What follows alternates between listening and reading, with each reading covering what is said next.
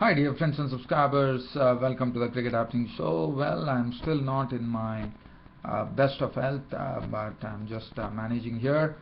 So on this Cricket Happening Show, dear friends and subscribers, we are going to look at the third day's play between Zimbabwe and Pakistan, where Zimbabwe definitely did a wonderful job here. Almost they did a similar job that they did in the first test, even though they lost the test. What they did here is that even though they actually bowled out Pakistan for 230, and it was thanks mainly to the left arm seamer the left arm swing bowler Brian Vitori, who had his maiden 5-wicket haul in test matches, as this was just his it's his fourth test I suppose, and now he had his maiden 5-wicket haul, and Pakistan really collapsed from 211 for 4. And the new ball was the one which did the trick, and the new ball wiped out Pakistan for 230. The remaining 6 wickets were wiped out for just 19 runs. So Pakistan totally collapsing, and after that, well, Zimbabwe were 64 runs ahead. They started their second innings. They lost the makeshift opener Prosper Utsaya pretty soon. And after that, there was no reward for Pakistan. There was 104-run partnership between Hamilton Masakadza and Tino Mowoyo, and it looked like they were going to take them towards close of play, and they were in a position of absolutely a very, very sound position, and that was the time I would say it was a very bad time for Zimbabwe, as in the matter of just 9 deliveries, last 9 deliveries before the day's play ended, Zimbabwe lost 3 wickets, and I would say Pakistan wrested home the advantage. Well, but still Zimbabwe are in good hands, because they are already 185 runs ahead with 6 wickets remaining. And now we will look at the game as what really happened. Today Yunus Khan and Misbah ul Haq started their approach in the morning, as you know. But what was very surprising to see was that both the experienced batsmen Misbah ul Haq and Yunus Khan were they were very extra cautious in their stroke making, and they started giving respect to the bowlers. And if you look at the score, even though the new ball was still probably I think it was still 22 overs, probably it was 7 to 8 overs bowled, and they couldn't take any advantage, and they were playing in a very watchful fashion.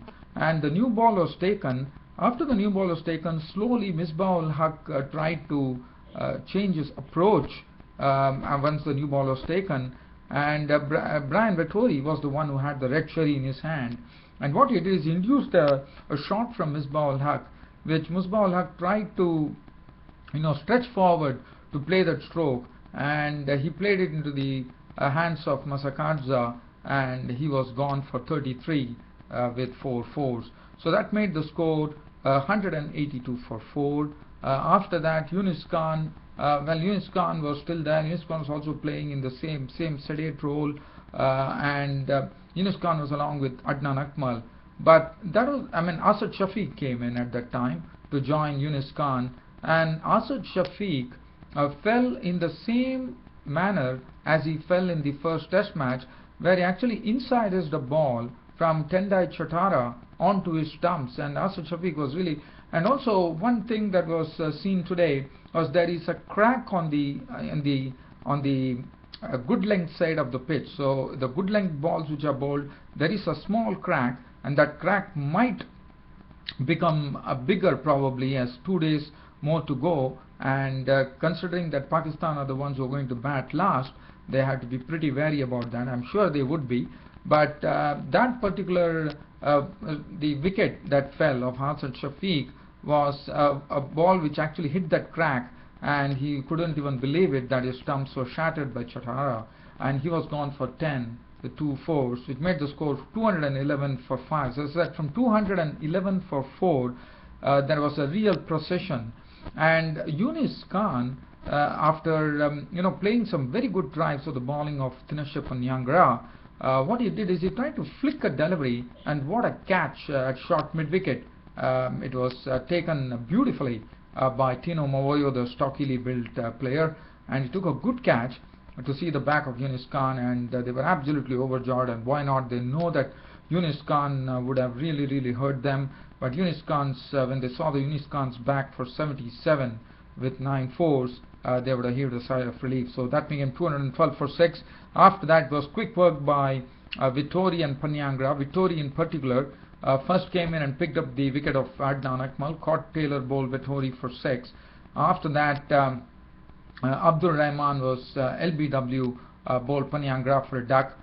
Saeed Ajmal was caught behind by Mutumbami of the bowling Vitori for 7, and Junaid Khan was cramped for room as he tried to play a ball from Vitori and had his stumps rearranged, and Junaid Khan was gone for 3.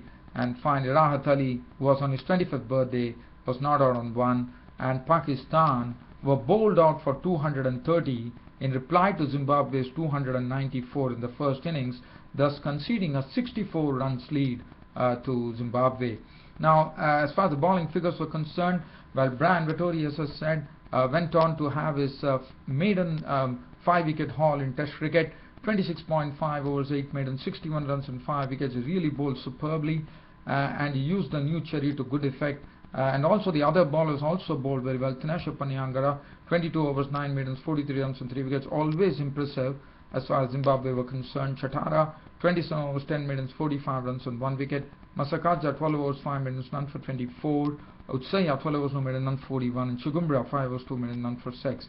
So 64-run lead was taken by Zimbabwe, and Zimbabwe really sprung a surprise because Vusi Sibanda reported sick, and Tino Mavoyo, one would have expected Hamilton Masakaja to open, but Zimbabwe really sprung a surprise and surprised everybody by sending a lower order batsman, Prosper Utsaya, to open the innings. For me, that really was not something that one would have wanted, because I thought Hamilton Masakaja has already been an opener, and it would have been good to see Hamilton Masakaja open, but one does not know what was the thinking behind that, and especially considering the new ball, you need somebody who could face the new ball. So it could be a one-drop batsman, and that could have been Hamilton Masakaja, but the Zimbabwe think tank probably had other ideas, and what they did is they actually promoted Prosper Utsaya to open the innings.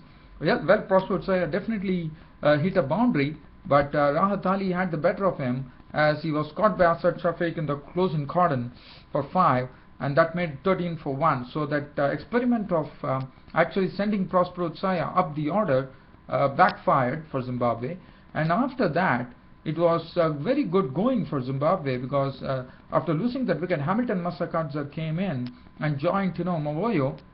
Hamilton Masakaja played some very wonderful strokes. Tino Mavoyo decided to really occupy the crease, wear out the Pakistan bowlers, and both of them had no trouble facing the Pakistani attack. Junaid Khan couldn't get the same nip that he generated in the first test match. 11 overs, 3 maidens, none for 26 for him.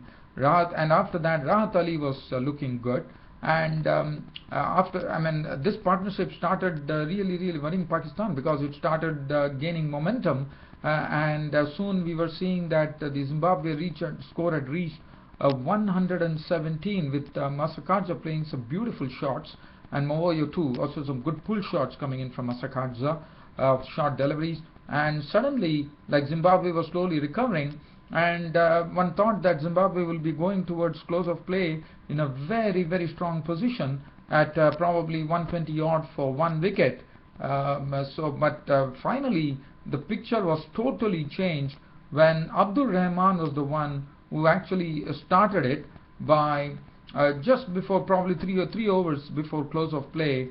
Things started happening. 9 balls, in a matter of 9 balls, the score of 117 for 1 soon became 121 for 4, with first to go was Tino Mavoyo, who actually tried to slide the ball through the slip cordon area of the bowling of Abdul Rahman, but he saw that the ball actually scooted, it kept low, and he was trapped on the back pad, and he was gone. LBW ball Abdul Rahman, but definitely got a good 50. He made 58 with 7 fours, and I thought Tino Mavoyo looked to be a very good test material batsman, I would say, because he's absolute test material. He likes to play on. He plays the, I mean, he can play the waiting role, and look at the way he occupied the crease. That was really good to see. And Tino Mowoyo, I think, should be a regular as far as Zimbabwe Test cricket is concerned, because he looks to be a person with lots of match temperament. He already has his 168, as you know, is his highest score against Pakistan. That was previously. And after that, Hamilton Masakadza played one beautiful drive, which was a shot of the day of the bowling of Junaid Khan. And after that, he was gone. He creamed it through the covers. But Hamilton Masakadza was LBW. Now that was a decision which probably could be debated, because one had a feeling that probably the ball could have missed the stumps, but up went the umpire's finger. Rahat Ali was the bowler on his 25th birthday, and Hamilton Masakadza walking very dejectedly onto the pavilion. LBW bowled Rahat Ali for 44 with 6 fours, which made the score 121 for 3. And the night watchman Tinesha Panyangra also succumbed to the bowling of Abdul Rahman, as he was caught by Azhar Ali the close for a duck. And 121 for 4 was the one which Zimbabwe finished with. And Brendan Taylor was not the captain. But one good thing, we'll talk about that, 121 for 4, so essentially they are 185 runs ahead with 6 wickets in hand. Looking at the bowling figures, Rahat Ali was the wicket taker, 14 overs 2 minutes 237. Saeed Ajmal went wicketless, 10 overs 2 minutes none for 29. 15.2 overs 3 minutes 20 runs and 2 wickets. Abdul Rahman bowled superbly, and he really troubled all the batsmen, especially Tino Mowoyo, who was troubled no end by Abdul Rahman and the left-arm spinner. So 121 for 4. Just looking at this game, as I said, Prosper Utsaya was something. Then we had Brian Vitori's 5-wicket on. Brian Vitori, you know, as I said, during his debut, he did pretty well. He took 2 5-wicket hauls in one-day internationals. I mean, probably, yeah. And after that, you know, Brian Vitori really faded. And now coming into test matches, after a gap of 19 months because of injuries and other things, he has done a wonderful turn for himself. And one would have seen that when the match started, I definitely said in my cricket show that you know, dropping Shingarai Masakadza was a blunder by Zimbabwe. But what Brian Vitori showed is that he was a good choice now with his maiden 5-wicket haul, and he was largely responsible for Pakistan, you know, collapsing from 211 for 4 to 230 all out. So kudos to Brian Vitori for bowling so well. So Shingarai Masakadza has to definitely fight for his place now. And looking at the prospects that are coming up, one thing is there that Zimbabwe, one thing that they would be bit happy about is that even though you look at the scorecard which says 121 for 4, 185 runs ahead, they still have some big names still coming in. Brendan Taylor, the captain himself, is in. Then they have Vusi Sibanda, who was sick, would probably be batting tomorrow. Malcolm Ward is there. Chigumbura is there. So there's still a lot of some batting to come. And if they could really stretch this score onto you know, probably 300, 350 odd and give it to Pakistan, I think that is going to be a very tough ask. But well, they have to do it. That is the main thing. So if they want to put pressure on Pakistan, because the only reason that even a 250 score would be pretty tough on this pitch is due to the reason that there are cracks on the good length area, and there will be more wear and tear, and it could quite be possible that the ball will start keeping more low than what is being seen today, and that could really worry the Pakistani batsmen. But well, whether that happens, as I said, it all depends on the Zimbabwean batsmen, who have to at least take this total, stretch this total on to some, at least a lead of 350 odd if they have to put pressure on Pakistan. But they have to be really commended for doing this job, because if you remember in the first test match, they actually you know, took a lead by batting second, and in this particular test match they have actually taken the lead by batting first. So that itself says about it. And not only that, and that to do it against Pakistan is something that has to be really commended. So Pakistan better watch out. And tomorrow I think it's going to be an interesting day's play, because tomorrow's play will definitely is going to influence the outcome of the match. But definitely both of them are having their chances, because Zimbabwe, we have seen that they collapsed the other day, but this time Zimbabwe will be batting, as they know, they are batting third, and Pakistan are the ones who will be batting fourth on this pitch. Yes, they definitely have experience, but looking at the way Zimbabwe bowled and looking at the way the pitch is behaving, and if the pitch deteriorates further, I think Pakistan would be the ones who would be really fending for fending for itself. But well, as I said, it's very early to say anything. Tomorrow's 4 days play is pretty crucial, and one would really know what really comes on tomorrow. That's it from me, your host Ram, for the Cricket Show for today. Thank you for keeping company with your host Ram on this Cricket Happening Show. Your host Ram will see you tomorrow. Thank you.